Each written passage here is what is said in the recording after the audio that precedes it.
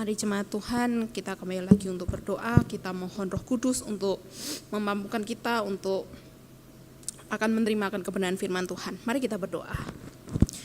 Tuhan, kami bersyukur pada malam hari ini kami masih diberikan kesempatan untuk kembali lagi mendengarkan dan merenungkan akan kebenaran firman-Mu.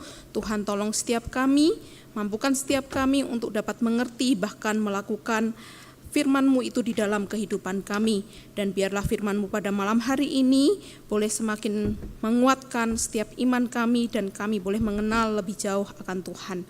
Terima kasih Tuhan, di dalam nama Tuhan Yesus kami berdoa dan mengucap syukur. Amin. Shalom, selamat malam Bapak Ibu Saudara yang dikasihi Tuhan. Mari kita bersama-sama melanjutkan perenungan kita yang terambil dari Mazmur 106. Mazmur 106 kita akan bacakan ayat 1 sampai ayat yang ke-6. Dan Bapak Ibu Saudara nanti kalau di rumah bisa melanjutkan ayat-ayat selanjutnya. Karena ayatnya cukup panjang sampai 48. Kita akan membaca ayat 1 sampai dengan yang ke-6, saya akan bacakan bagi kita semua. Haleluya, bersyukurlah kepada Tuhan sebab Ia baik, bahwasanya untuk selama-lamanya kasih setianya. Siapakah yang dapat memberitahukan keperkasaan Tuhan, memperdagangkan segala pujian kepadanya. Berbahagialah orang-orang yang berpegang pada hukum, yang melakukan keadilan di segala waktu. Ingatlah aku ya Tuhan demi kemurahan terhadap umat-Mu.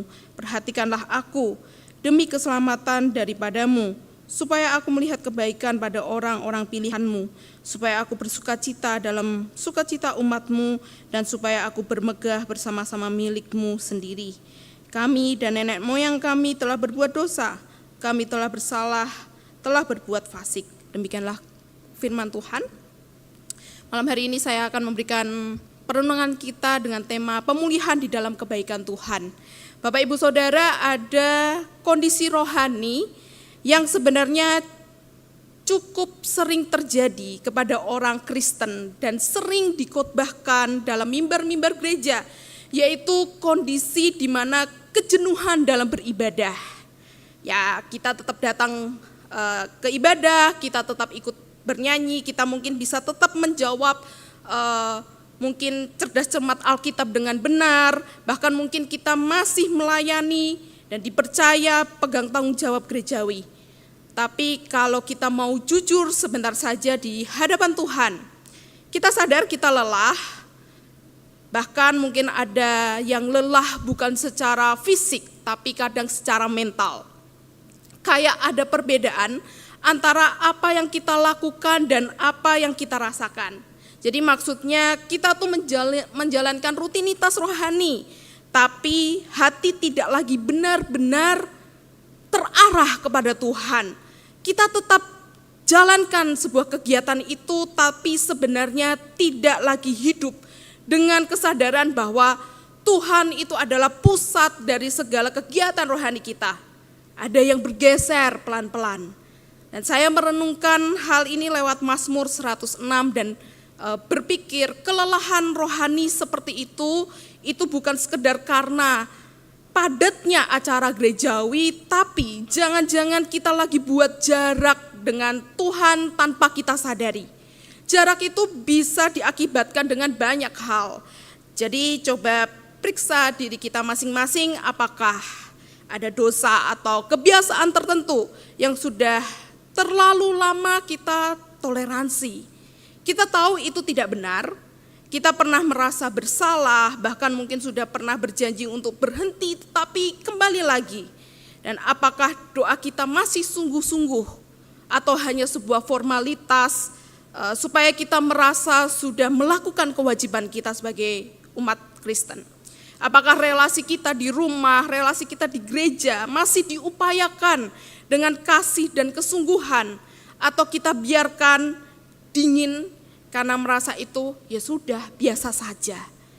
Seringkali kita tidak kekurangan pengetahuan Bapak Ibu Saudara. Kita sudah dengar banyak khotbah, kita tahu ayat-ayat yang tepat untuk situasi yang tertentu, tapi Tuhan tidak lagi menjadi pusat dalam praktik hidup kita sehari-hari. Kita tetap percaya kepada Tuhan, tetapi keputusan-keputusan kita lebih dipengaruhi oleh hal-hal lain. Misalnya dipengaruhi oleh mungkin rasa aman kita, keinginan dihargai orang, atau kenyamanan, atau ambisi pribadi, atau hanya sekedar tidak mau repot. Maka sebelum kita bicara tentang perubahan atau solusi, mungkin kita berhenti dan bertanya dengan tenang, sebenarnya siapa yang menjadi pusat hidup saya saat ini? Apakah Tuhan itu benar-benar menentukan arah hati dan keputusan saya, atau saya hanya menjalankan kebiasaan rohani tanpa hati yang sungguh-sungguh kembali kepadanya? Dan karena itu Bapak Ibu Saudara, kalau kita sungguh-sungguh ingin mengalami pemulihan hidup rohani yang nyata dan bukan sekedar perbaikan di tampilan luar, supaya ada kesegaran di dalam menjalani hidup sehari-hari yang penuh dengan tantangan, mari kita melihat bahwa melalui perenungan akan Mazmur 106 ini, kita perlu menyadari dua hal yang tidak boleh dipisahkan ketika kita mau mengalami sebuah pemulihan rohani dari Tuhan. Dan yang pertama, kembali menempatkan Tuhan sebagai pusat dengan mengingat kebaikannya. Dan yang kedua, berani mengakui pola dosa yang berulang serta memohon supaya Tuhan memulihkan arah hidup kita kembali kepadanya. Dan mari kita mulai dengan hal yang pertama Bapak Ibu Saudara, yaitu pemulihan diri itu harus dilakukan dengan menatap kebaikan Tuhan. Dan pemulihan spiritual dimulai dengan kembali menatap kebaikan Tuhan yang setia.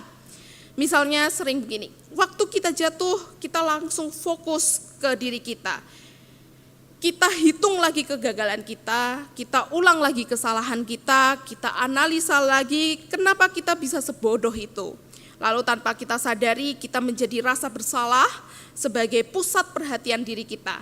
Kita berpikir semakin kita merasa bersalah semakin kita serius, padahal itu belum tentu. Dan Mazmur 106 tidak memulai dari situ.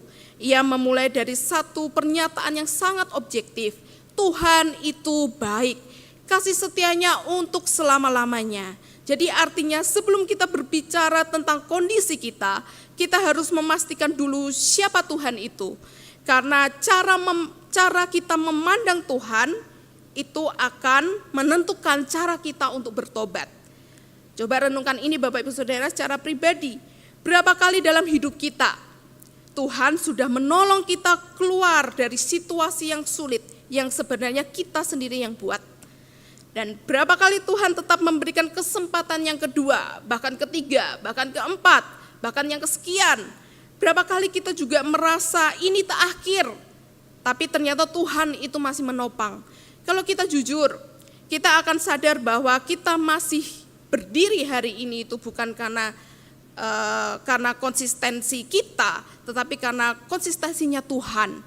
Dan disitulah letak titik baliknya Bapak Ibu Saudara. Waktu kita benar-benar itu sadar bahwa Tuhan itu setia, itu ada dua reaksi yang akan muncul. Yang pertama, kita bisa menyalahgunakannya. Tuhan baik kok, ya santai aja lah ya. Tapi itu bukan respon yang lahir dari hati yang mengenal Tuhan. Respon yang lahir dari hati yang benar adalah rasa hormat dan syukur yang mendorong kita untuk tidak lagi main-main.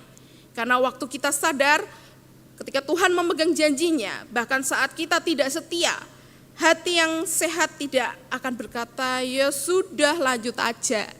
Hati yang sehat akan berkata, aku tidak mau terus menyakiti kasih setia seperti ini. Jadi pemulihan dimulai dari mengingat kebaikan Tuhan itu secara konkret.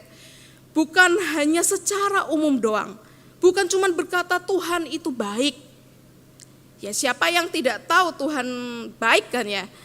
Tapi kita perlu merasakannya dalam hati. Caranya ya ingat secara spesifik. Tuhan baik karena Tuhan menolong saya di masa itu. Tuhan memelihara saya di fase itu. Tuhan tidak meninggalkan saya ketika saya jatuh. Ingat setiap memori-memori ketika kita begitu dekat dengan Dia. Dan karena selama kebaikan Tuhan cuman sekedar pengetahuan konseptual, maka pertobatan kita pun saya pastikan itu akan dangkal. Tapi waktu kebaikan Tuhan itu menjadi nyata dan sangat spesifik, hati kita mulai melunak. Kita tidak lagi bertobat karena takut dihukum, Bapak Ibu Saudara, tetapi karena kita itu sadar kita sedang berhadapan dengan Tuhan yang benar-benar baik. Jadi sebelum kita melangkah lebih jauh, mungkin kita perlu berhenti sejenak dan bertanya, apakah selama ini saya memulai pertobatan dari rasa bersalah saya atau dari kebaikan Tuhan, karena hanya orang yang yakin Tuhan itu baik yang benar-benar berani datang tanpa topeng. Bayangkan saja Bapak Ibu Saudara, seorang anak yang sedang tersesat di pasar mungkin misalnya, dia panik, dia menangis, dan di kepalanya hanya ada satu ketakutan, aku bakal dimarahin nih sama mama papa. Tetapi ketika dia melihat wajah papahnya yang bukan marah melainkan lega dan penuh kasih sayang, barulah dia berani mendekat. Dan anak itu merasa lega bukan karena dia tiba-tiba merasa dirinya tidak ada salah, tetapi dia ngerasa bersalah karena tidak mau ngikutin apa yang dikatakan orangnya dan orang tuanya dan menjadi tersesat. Dan kelegaan anak itu ada karena dia melihat karakter orang tuanya yang penuh dengan belas kasih. Dan begitu juga dalam Mazmur 106. Pemazmur itu mengungkapkan secara tersirat bahwa pemulihan dimulai bukan ketika kita berhasil memenangkan hati kita dengan berkata pada diri kita bahwa Allah enggak marah kok sama kita. Tentu Allah pasti marah ketika kita melakukan banyak salah. Tetapi pemulihan yang sejati itu dimulai ketika kita kembali melihat karakter Allah itu yang tegas dan adil. Dan namun dia juga baik, setia, dan mau menolong kita untuk pulih dari dosa kita. Bapak Ibu Saudara, banyak orang gagal pulih bukan karena dosanya itu terlalu besar, melainkan karena ia berfokus pada dirinya waktu menjalani pemulihan dari dosa. Dia tidak memulai pemulihan itu dari Allah. Mulailah dengan semakin kenal siapa Tuhan sampai kita melihat dosa itu terlalu najis untuk disentuh lagi. Dan karena itu, setelah kita kembali menjalani segala hal dengan menyadari siapa Tuhan beserta segala kebaikan Tuhan, dan langkah berikutnya yaitu kita harus berani melihat diri sendiri dengan jujur dan mengaku dosa yang terus berulang. Dan pemulihan dimulai dengan pengakuan dosa di dalam pertolongan Allah. Di bagian Mazmur 106 ini sebenarnya sedang melakukan sesuatu yang tidak nyaman, Bapak Ibu Saudara. Ia memaksa umatnya berhenti menyalahkan situasi. Tidak ada kalimatnya yang menyalahkan siapapun. Pemazmur tidak berkata, ya Tuhan kami begini karena keadaan sulit. Itu tidak ada. Dia tidak berkata bahwa dosa-dosa turun-temurun itu karena mereka dipengaruhi lingkungan. Yang ada justru pengakuan yang langsung dan menyeluruh, kami telah berbuat dosa. Itu berarti tanggung jawab tidak dipindahkan ke siapapun. Bapak Ibu Saudara, coba cek kebiasaan orang pada umumnya, kita lebih mudah mengakui kesalahan yang dilakukan orang secara umum daripada mengakui pola kesalahan kita yang terus berulang. Misalnya pas kita jatuh dalam dosa, kita bilang, ya manusia kan emang tempatnya salah. Atau kita juga bisa bilang, ya kesalahan itu memang udah sering menimpa orang. Mau gak mau ya ngelakuin itu. Ya begitulah manusia. Ketika ditanya tentang kesalahannya, biasanya dia langsung mulai defensif. Kita punya alasan, kita punya pembenaran, kita punya cerita yang membuat kita terlihat lebih ringan. Dalam Mazmur 106 kita melihat tindakan pemazmur yang justru mengingat ulang sejarah kekelaman para pendahulu di Israel. Dia sengaja menyebutkan pola-pola keberdosaan yang sama, yang muncul lagi, dan muncul lagi. Di Mesir, mereka bersungut-sungut. Di padang gurun mereka menginginkan yang bukan kehendak Tuhan. Di Kanaan, mereka sedang berkompromi dengan cara hidup bangsa sekitar. Intinya bukan sekedar peristiwa, tapi itu ternyata pola hati. Dan pola itu sangat konsisten. Cepat lupa, cepat mengganti Tuhan dengan sesuatu yang lain. Kalau kita jujur, pola seperti ini tidak jauh dari kita, Bapak Ibu Saudara. Dosa kita mungkin bukan menyembah patung emas, tidak, tapi kita bisa menyembah rasa aman di uang. Kita mungkin tidak mendirikan mezbah berhala, tapi kita bisa menjadikan pengakuan orang sebagai sumber harga diri kita. Kita mungkin tidak secara literal meninggalkan Tuhan, tapi kita bisa hidup seolah-olah Tuhan itu bukan faktor utama dalam keputusan kita.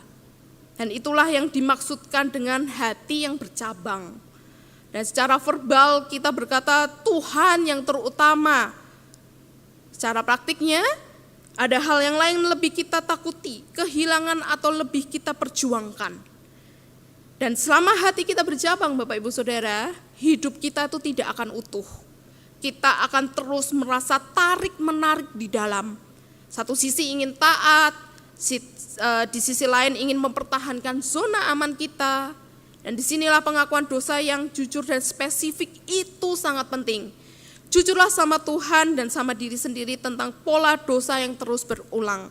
Pengakuan dosa yang sehat itu bukan cuma berkata, aku salah, saya salah. Itu baru langkah awal.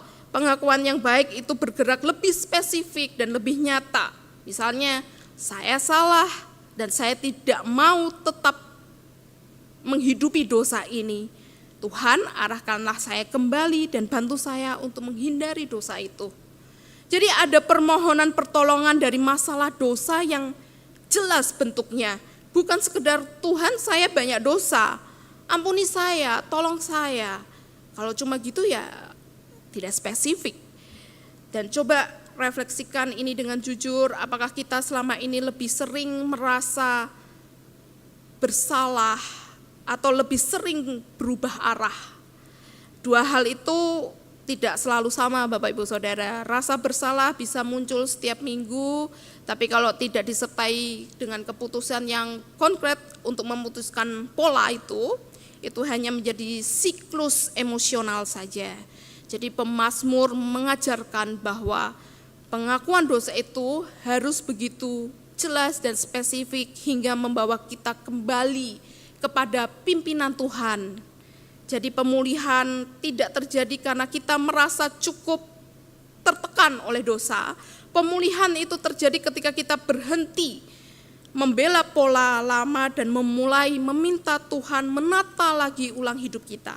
Dan itu berarti ada hal-hal yang harus dilepaskan, ada kebiasaan yang harus dihentikan, ada keputusan-keputusan yang harus diambil berbeda dari sebelumnya. Bapak Ibu Saudara, saya mau menutup renungan hari ini. Bapak Ibu Saudara tentunya pernah melihat benang yang kusut, yang parah kan tentunya ya. Pasti pernah ya, benang yang diuel-uel gitu loh. Kalau kita panik lalu tarik paksa, itu benangnya pasti tidak makin rapi kan. Bukannya makin rapi, tapi yang terjadi adalah makin kenceng kusutnya itu. Bahkan bisa putus. Dan banyak dari kita melakukan itu dalam kehidupan rohani di hadapan Tuhan. Begitu sadar hidup kita berantakan, kita langsung tarik diri dari Tuhan dengan emosi. Tapi beberapa minggu kemudian kita capek, lalu kita jatuh lagi di tempat yang sama. Dan hari ini kita belajar jangan jatuh ke pola dosa yang menjadikan kecenderungan kita. Mari kita belajar untuk berhenti dulu dari hiruk pikuk kehidupan ketika ada yang kering dalam kerohanian kita. Dan kasih ruang untuk diri kita buat perbaiki pola hidup rohani kita itu seperti apa. Dan lakukanlah itu dengan menyadari betapa lemahnya kita sebagai manusia kalau tanpa Tuhan. Sayang kita sudah masuki masa-masa prapaskah. Prapaskah itu bukan musim untuk tampil lebih rohani di depan orang dengan segala bentuk tradisi kegiatan Kristiani. Dan ini musim untuk beresin simpul-simpul kehidupan rohani yang lagi berantakan, Bapak Ibu Saudara. Ini waktu untuk datang ke Tuhan dan bilang apa adanya kepada Dia. Bahwa barangkali kita sudah terlalu lama jalan dengan hati yang bercabang. Mari minta Tuhan kembali rapikan hidup kita lagi. Kita minta kepada Tuhan, kembali kepada Tuhan yang menjadi pusat hidup kita itu. Dan mari kita bersama-sama mengaku juga kepada Tuhan. Minta Tuhan untuk memulihkan kehidupan kerohanian kita. Dan merasakan kembali damai yang datangnya dari Tuhan itu. Amin. Kiranya Tuhan yang menolong di dalam kerohanian kita ketika kita sudah merenungkan Mazmur 106 ini. Dan mari bersama-sama kita boleh tundukkan kepala kita berdoa. Tuhan, terima kasih untuk firman Tuhan yang boleh kami dengar, yang boleh kami renungkan bersama di malam hari ini. Tuhan, ampuni kami Tuhan, jikalau di dalam kehidupan kami sering sekali hati kami bercabang, kami sering sekali tidak menjadikan Tuhan menjadi pusat hidup kami, dan kami menyadari begitu banyak dosa yang kami lakukan dan kami lakukan berulang-ulang di dalam kehidupan kami. Tuhan, kami meminta belas kasihan-Mu, meminta Tuhan untuk merapikan hidup kami lagi sedikit demi sedikit. Kami meminta Engkau kembali menjadi pusat hidup di hati dan pikiran kami. Tuhan, tolong untuk memulihkan hidup kerohanian kami, dan kami boleh setiap harinya boleh semakin mencintai Tuhan, boleh semakin mengenal Tuhan, bahkan iman kami boleh dikuatkan di dalam Tuhan. Terima kasih Tuhan untuk renungan pada malam hari ini, dan sebentar lagi kami juga akan berpisah satu dengan yang lain. Kami akan melanjutkan aktivitas kami. Tuhan, tolong setiap kami, dan biarlah apapun yang kami lakukan, yang kami pikirkan, yang kami kerjakan, pikiran kami, mulut kami, hati kami, itu boleh semuanya memuliakan nama Tuhan dan boleh semakin mengasihi Tuhan. Terima kasih Tuhan, di dalam nama Tuhan Yesus kami berdoa dan mengucap syukur. Amin. Saat teduh persekutuan doa malam selesai, Tuhan Yesus memberkati.